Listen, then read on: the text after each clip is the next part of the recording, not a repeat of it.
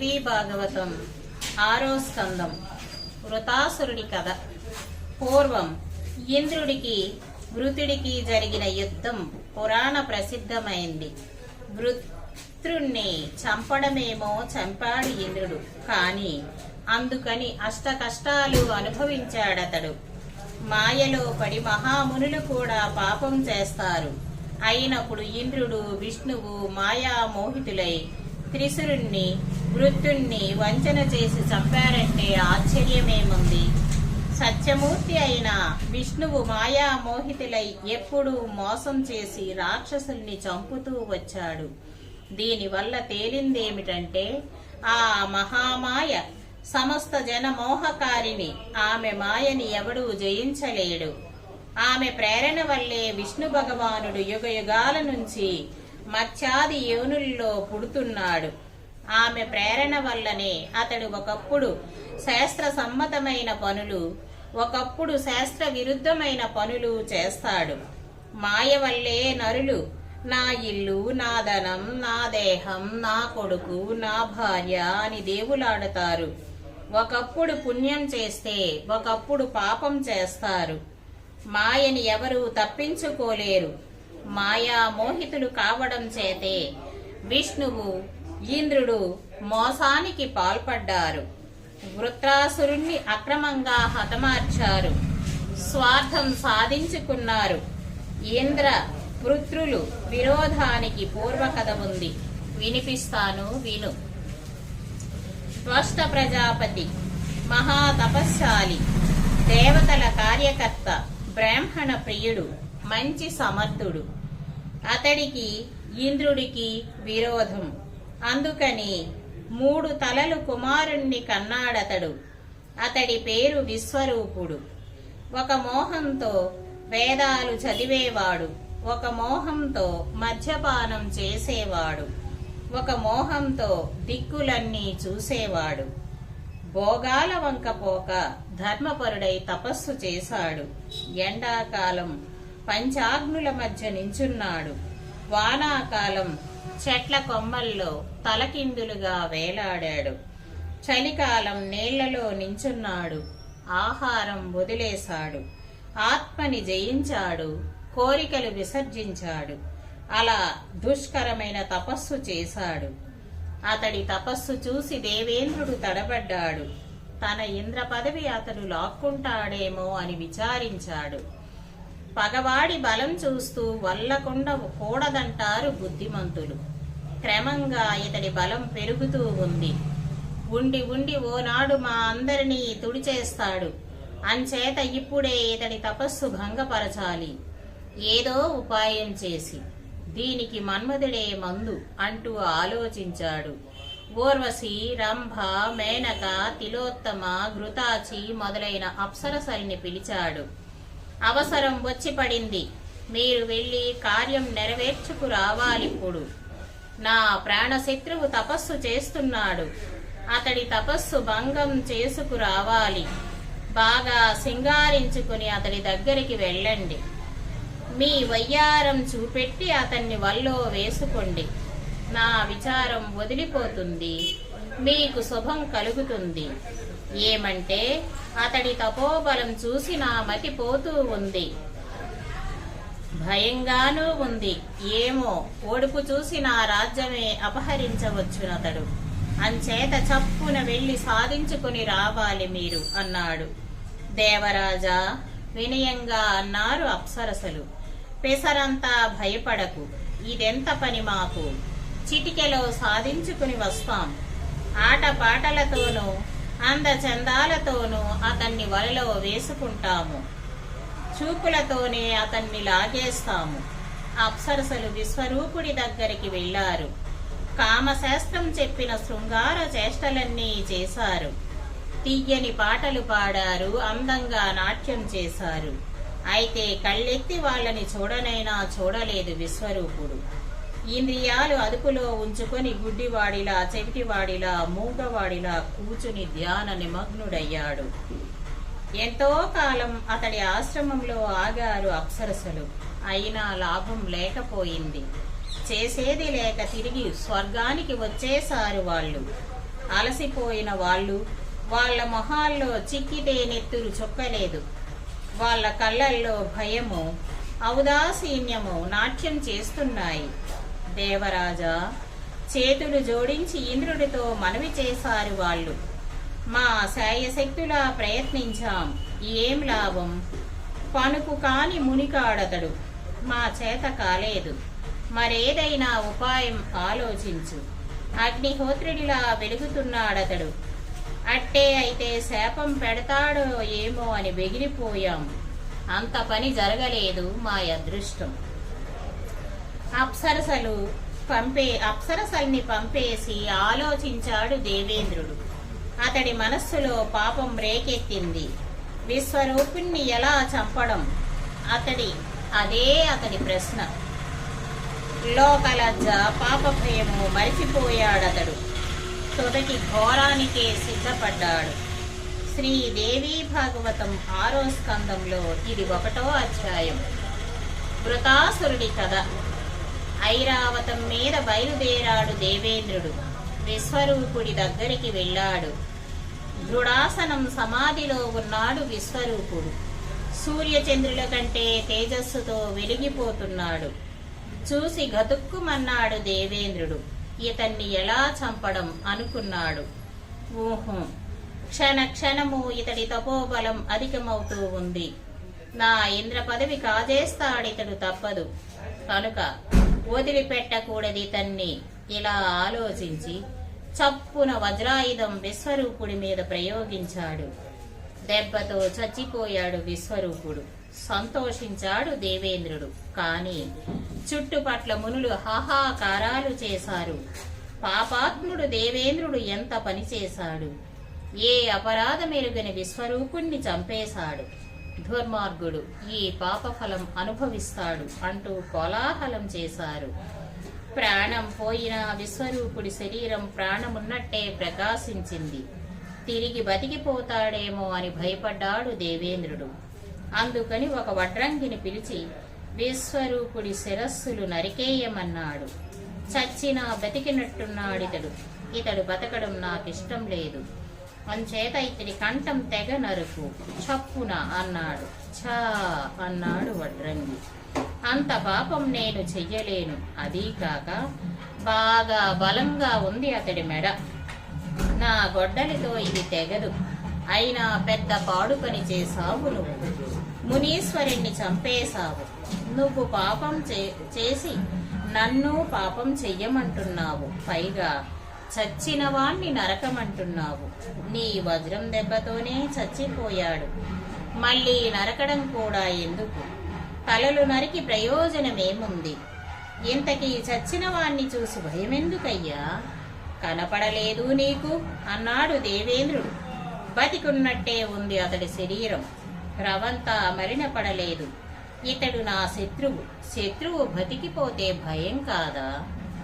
ఏమిటి సిగ్గు బిడియం లేనట్టుందే నీకు?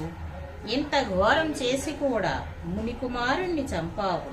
బ్రహ్మహత్య పాతకానికి భయం లేదు అన్నాడు వడ్రంగి. పాపానికి ప్రాయచిత్తం చేసుకుంటాను. మోసం చేస్తే నా శత్రువుని నాశనం చేయాలి అన్నాడు దేవేంద్రుడు. నీకు లోకం పట్టుకుంది. పాపానికి పాల్పడ్డావు. కానీ నాకేముంది? ఊరికే నేనెందుకు పాపం పోసుకోవాలి ఇతడి మెడ నరికి అన్నాడు వడ్రంగి. యజ్ఞంలో భాగం నీకు కల్పిస్తాను. యజ్ఞ పశువు తలకాయ నీకు లభిస్తుంది. కనుక ఇతడి మెడ నరికి నాకు ప్రియ కార్యం నెరవేర్చు అన్నాడు దేవేంద్రుడు. బాగుందనుకున్నాడు వడ్రంగి. గొడ్డలి తీశాడు. విశ్వరూపుడి మెడ నరికేశాడు. 3 శిరస్సులు మొండెం నుంచి తెగి తుల్లిపోయాయి. ఆ శిరస్సుల నుంచి వేలాది పిట్టలు తుర్రుమని ఎగిరిపోయాయి. వేదాధ్యయనము సోమపానము చేసే శిరస్సు నుంచి కౌజు పిట్టలు బయలుపడ్డాయి. దిక్కులు చూసే శిరస్సు నుంచి తిత్తిరి పిట్టలు బయలుపడ్డాయి. మద్యపానం చేసే శిరస్సు నుంచి గోరపిచ్చుకలు బయలుపడ్డాయి. అదంతా చూసి సంతోషిస్తూ స్వర్గలోకం వెళ్లిపోయాడు దేవేంద్రుడు. వడ్రంగి కూడా తన ఇంటి దారి పట్టాడు. యజ్ఞభాగం దొరికింది కదా అని ఆనందించాడతడు. బ్రహ్మహత్య పాతకం లక్ష్య పెట్టలేదు దేవేంద్రుడు. కొడుకు హత్య విన్నాడు విశ్వకర్మ. వల్లమాలిన కోపం వచ్చిందతడికి. నిరపరాధిని నా విశ్వరూపుణ్ణి పొట్టలో పెట్టుకున్నాడు ఇంద్రుడు. అతడి పని పట్టించే మరో కొడుకుని కంటాను. దేవతలారా, నా తపోబలం, నా పరాక్రమం చూడండి.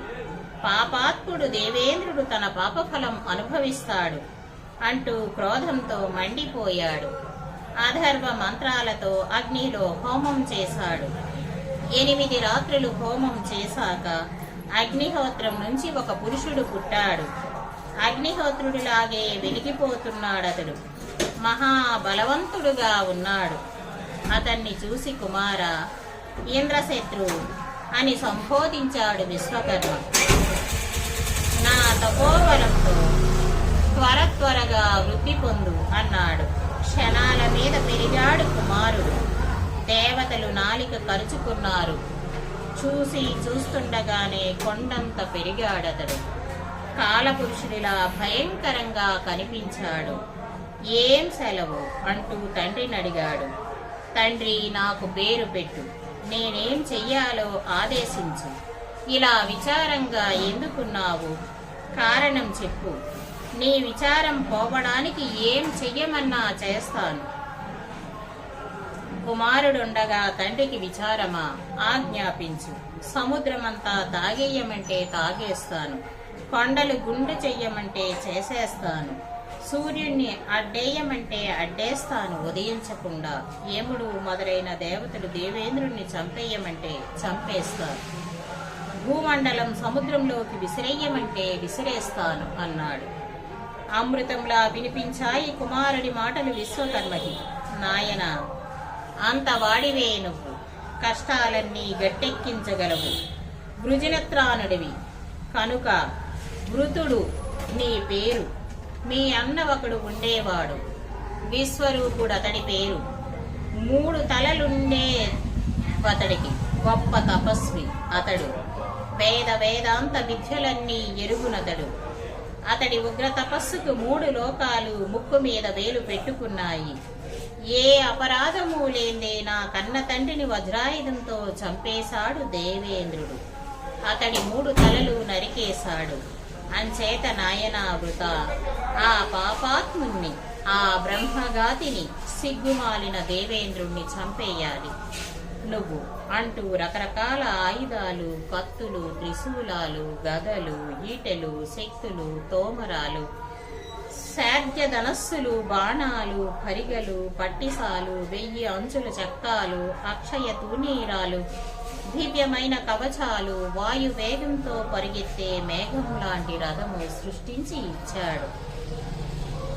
అలా యుద్ధ సామాగ్రి యావత్తు సమకూర్చి కుమారుణ్ణి దేవేంద్రుడి మీదికి ప్రయాణం చేశాడు విశ్వకర్మ. దేవి భాగవతం 6వ స్కందంలో ఇది 2వ అధ్యాయం.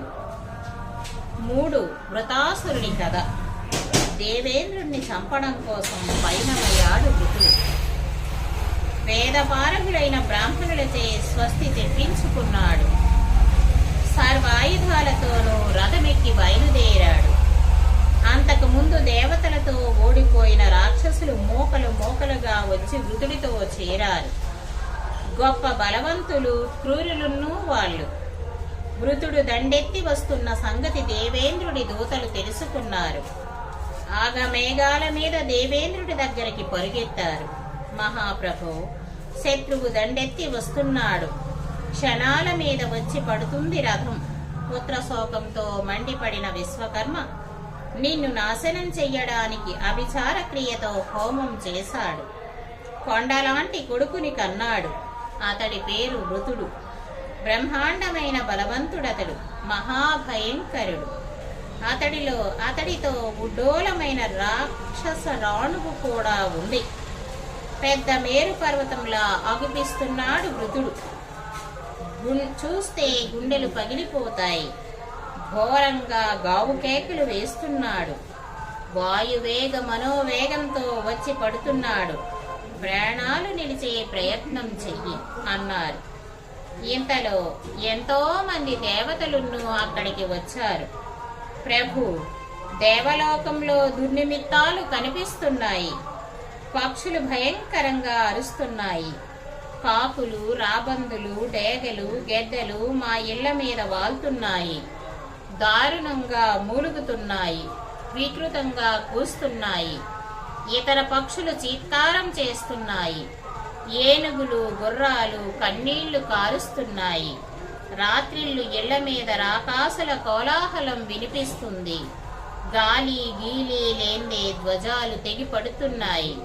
దివ్యము, భ్రౌమ్రము, అంతరిక్షము 3 రకాల ఉత్పాతాలు ఔపిస్తున్నాయి. వికారమైన మొహాల స్త్రీలు నల్ల బట్టలు కట్టుకొని ఇంటింటా తొంగి చూస్తున్నారు. ఇళ్లలోంచి బయటికి పొండి అంటున్నారు. రాకాసులు జుత్తుపట్టి ఈడుస్తున్నట్టు, భయపెట్టినట్టు స్త్రీజనం కలలు కంటున్నారు. భూకంపం పుడుతుంది, ఉల్కలు పుడుతున్నాయి. ఇలా ఈ ఉత్పాతాలకి అంతు పడకుండా ఉంది.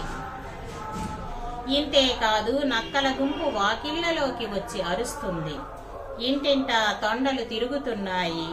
అశుభ సూచకంగా అవయవాలు అదురుతున్నాయి అంటూ మొరపెట్టారు. ఇదంతా విని కంగారు పడ్డాడు దేవేంద్రుడు. వెంటనే బృహస్పతిని పిలిపించాడు. గురుదేవా, చూస్తున్నారు కదా ఈ ఉత్పాతాలు. ఏం దారి, అంతా ఘోరంగా ఉంది. దారుణంగా సుడిగాలి రేగుతుంది. ఉల్కలు పడుతున్నాయి. సర్వజ్ఞుడివి నువ్వు, నీకు తెలియందేముంది? బుద్ధిమంతుడివి, శాస్త్రతత్వం తెలిసిన వాడివి. శత్రువు నశించే ఉపాయం ఆలోచించు. ఉత్పాతాలు శాంతించే ప్రక్రియ సాగించు. దేవతల గురుదేవుడివి నువ్వు, కష్టాలు రాకుండా కాపాడు అన్నాడు. ఇదంతా నువ్వు చేసిన పాపఫలమే అంటూ అరుస్తున్నాడు బృహస్పతి. నిరపరాధిని, త్రిశురుణ్ణి, తపస్సులో ఉన్నవాణ్ణి చంపేశావు. పుణ్యం చేసినా పాపం చేసినా వాటి ఫలం మాత్రం తప్పదు. ముక్కు మూసుకున్న మునిని చంపి ఏం నొల్లుకున్నావు? నువ్వు ఉన్నతి కోరుకునేవాడు ముందు వెనక ఆలోచించి పని చెయ్యాలి. ఇతరులకి కష్టం కలగనివ్వకూడదు. ఇతరుల్ని కష్టపెట్టిన వాడెవ్వడు సుఖపడడు. లోభమోహాలకి లోబడిపోయావు నువ్వు. బ్రహ్మహత్య చేశావు. అదిగో దాని ఫలమే ఇదంతా. పుట్టుకతోనే అవధ్యుడు వృత్రుడు. దేవతలెవ్వరూ అతడిని చంపలేరు. పైగా బ్రహ్మాండమైన సైన్యం కూడా ఉందతడికి. నిన్ను చంపడానికే వస్తున్నాడు. అతడి ఆయుధాలు నీ వజ్రాయుధానికి తీసిపో. అవన్నీ విశ్వకర్మ స్వయంగా చేసి ఇచ్చాడు. సర్వసన్నద్ధుడై యుద్ధానికి ఎత్తి వస్తున్నాడు వృత్రుడు. దుర్దర్శుడతడు, ప్రతాపవంతుడు. అజేయమైన రథమెక్కి వస్తున్నాడు. ప్రళయంగా వచ్చిన చావడతడు. బృహస్పతి ఇలా చెబుతూనే ఉన్నాడు. స్వర్గంలో కోలాహలం పుట్టింది. గంధర్వులు, కిన్నెరులు, యక్షులు, మునులు, దేవతలు 50 మంది తమ తమ నివాసాలు వదిలేసి పారిపోవడం మొదలుపెట్టారు. మహాశ్చర్యం చూసి మరింత కంగారు పడ్డాడు దేవేంద్రుడు. సైన్యాలు సిద్ధం చెయ్యండిని సేవకులను ఆజ్ఞాపించాడు. వసువుల్ని, రుద్రుల్ని, అశ్విని దేవతల్ని, ఆదిత్యుల్ని, పూషుణ్ణి, భగుణ్ణి, వాయువుని, వరుణుణ్ణి, యముణ్ణి, తక్కిన ప్రముఖుల్ని 50 మందిని తమ తమ సైన్యాలతో, విమానాలతో క్షణాల మీద రమ్మనండి. సమయం లేదు, శత్రువు వచ్చి పడుతున్నాడు అంటూనే ఐరావతమెక్కాడు దేవేంద్రుడు. బృహస్పతిని ముందుంచుకుని నిజ మందిరం నుంచి బయటికి వచ్చాడు. తక్కిన దేవ ప్రముఖులను తమ తమ వాహనాలెక్కి అతడితో కలిశారు. యుద్ధం కోసం కృత సంకల్పులై ఎవరి ఆయుధాలు వాళ్ళు పట్టుకు వచ్చారు. మానస సరోవరం ఉత్తర తీరాన దండు విడిసాడు వృత్రుడు. ఎంతో అంత విశాలంగా ఉంది రాక్షస సేన. మనోహరమైన వృక్షాలతోనూ దేవతా వాసాలతోనూ ఎంతో రమ్యంగా ఉన్న ఆ పర్వత ప్రదేశం మీదే దేవేంద్రుడును డేరా వేశాడు. దేవతలకి రాక్షసులకి దారుణమైన యుద్ధం జరిగిందక్కడ. ఉభయ సేనలు కత్తులతోనూ గదలతోనూ పరిగెలతోనూ పాశాలతోనూ బాణాలతోనూ బల్లేలతోనూ గండ్రగొడ్డళ్లతోనూ హోరాహోరీ పోరాడాయి. మనుష్య ప్రమాణం ప్రకారం 100 ఏళ్లు జరిగింది దేవాసుర యుద్ధం. భవితాత్ములైన మునులు మనుషులు భయపడిపోయారు. ఓం ప్రథమంగా వరుణుడు ఓడిపోయాడు. అనంతరం వాయుగణం పారిపోయింది. అంతలో యముడు వెన్ను చూపాడు. అగ్ని పిరికి మందు పుచ్చుకున్నాడు. దేవేంద్రుడును కాళ్లకు బుద్ధి చెప్పాడు. దేవతల్ని చిత్తుగా ఓడించి తండ్రి ఆశ్రమానికి వెళ్ళాడు వృత్రుడు. తండ్రి, నీ ఆజ్ఞ పాలించాను. దేవేంద్రుడితో సహా దేవతల్ని ఓడించాను. సింహం ముందు లేళ్లు ఏనుగులు ఎలా పారిపోతాయో అలా పారిపోయారు వాళ్ళు. ఇంద్రుడి ఐరావతం లాక్కున్నాను. కాళ్ళకి బుద్ధి చెప్పాడతడు. ఐరావతం నువ్వు తీసుకో, అందరినీ చంపేసేవాణ్ణి. అయితే పారిపోయే వాళ్ళని చంపకూడదని మానేశాను. ఇప్పుడు సెలవెయ్యి, ఏం చెయ్యాలో క్షణాల మీద చేస్తాను. దేవతలు మళ్లీ రారు. చెట్టు పెట్టయిపోయారు. దేవేంద్రుడు మరి కనపడడు. ఏనుగు వదిలేసి పుంజాలు తెంపుకొని పారిపోయాడు. ఇప్పుడు కొడుకుని కన్న తండ్రిని నేను సంతోషిస్తూ అన్నాడు విశ్వకర్మ. నా బ్రతుకు సఫలమైంది, ధన్యుణ్ణి చేశావు. నువ్వు నా మనోవ్యధ తొలగిపోయింది. అద్భుతమైన పరాక్రముడివి నువ్వు. ఇప్పుడు శాంతంగా నిద్రపోతాను నేను. నాయనా, నీ మేలు కోరి మరో మాట చెబుతాను విను. ఎవరినీ నమ్మకు. దృఢంగా కూర్చొని తపస్సు చెయ్యి. ఇంద్రుడింకా బతికున్నాడు. భేదోపాయంలో ఆరిందా అతడు. అంచేతే చెబుతున్నాను, ఎవరినీ నమ్మకుండా తపస్సు చెయ్యమని. తపస్సు వల్ల లక్ష్మి దొరుకుతుంది. తపస్సు వల్ల రాజ్యం దొరుకుతుంది. తపస్సు వల్ల బలం దొరుకుతుంది. యుద్ధంలో విజయం లభిస్తుంది. తపస్సు చేసి బ్రహ్మదేవుణ్ణి ఆరాధించు. మంచి వరం సంపాదించు. దేవేంద్రుణ్ణి సంహరించు. బ్రహ్మణ్ణి చంపిన పాపాత్ముడతడు. తపస్సుతో బ్రహ్మని మెప్పిస్తే కోరిన వరమిస్తాడు.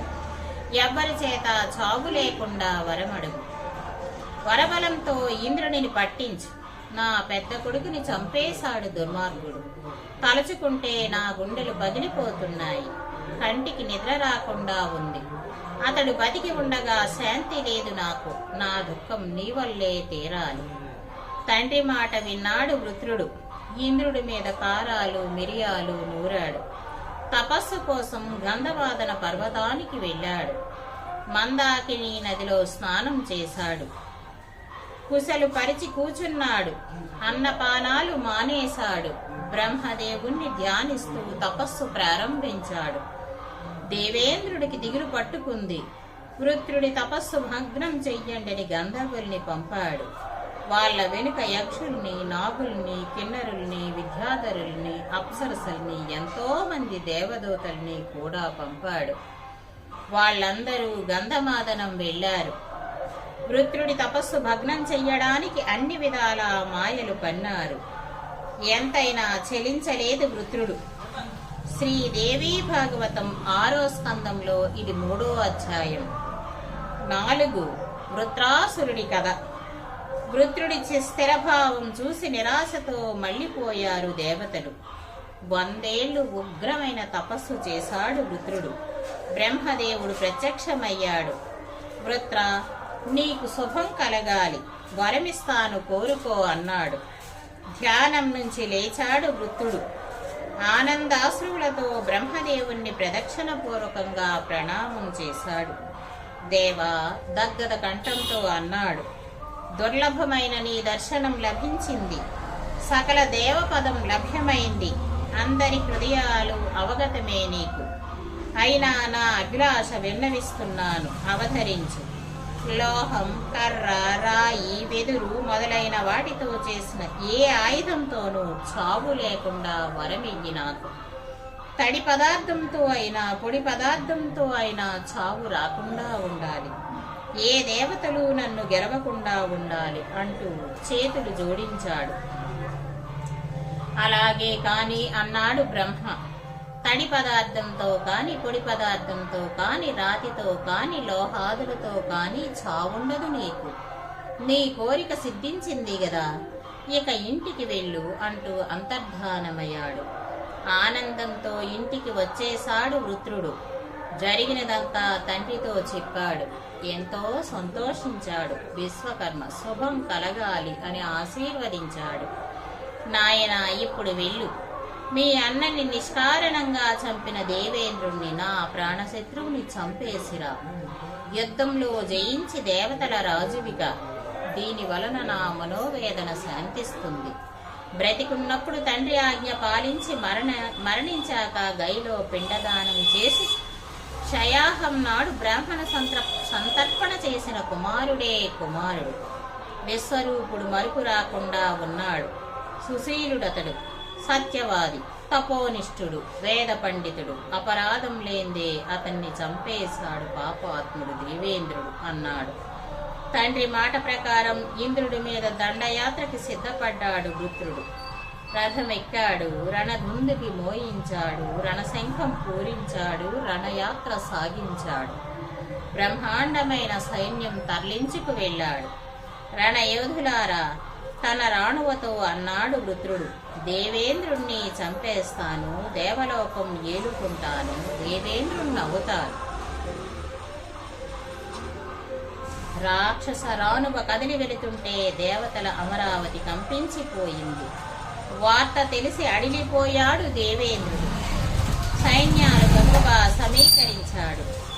లోకపాలకులందరినీ పిలిపించాడు. సేనలతో సిద్ధం కమ్మన్నాడు.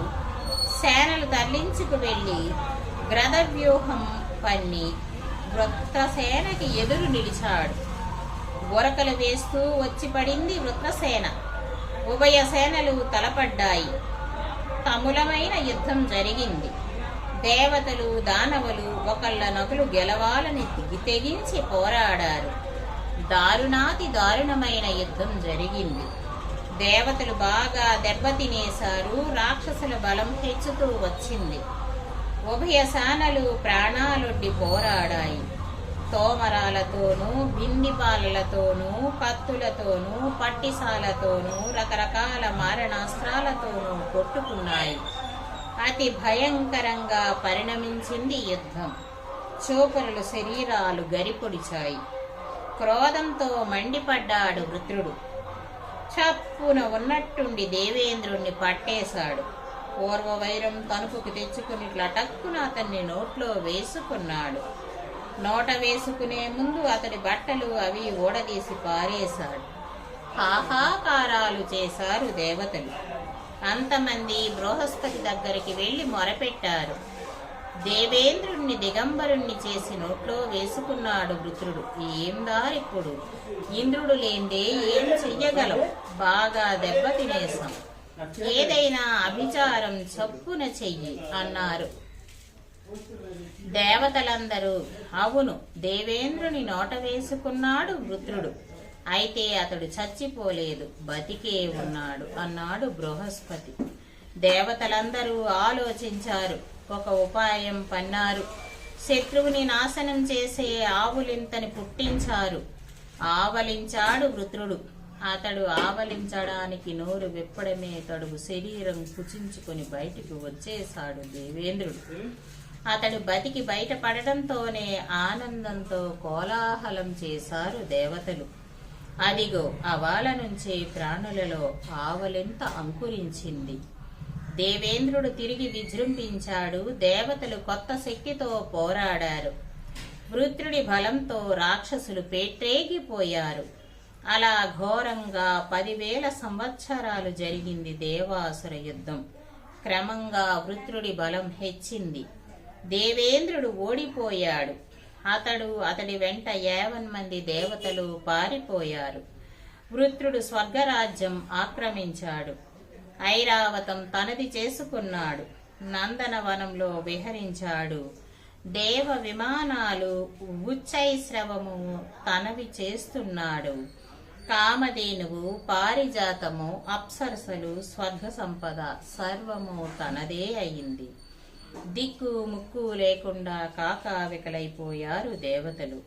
కొండ గుహల్లోనూ అడవుల్లోనూ తలదాచుకున్నారు. వారి భవనాలు యజ్ఞభాగాలు శత్రువుల పాలయ్యాయి. అమరావతి తన ఏలుబడికి రావడంతో గర్వం హెచ్చింది వృతుడికి. విశ్వకర్మ ఆనందానికి అంతు లేకుండా పోయింది. కుమారుడితో స్వర్గంలోనే ఉంటూ వచ్చాడతడు.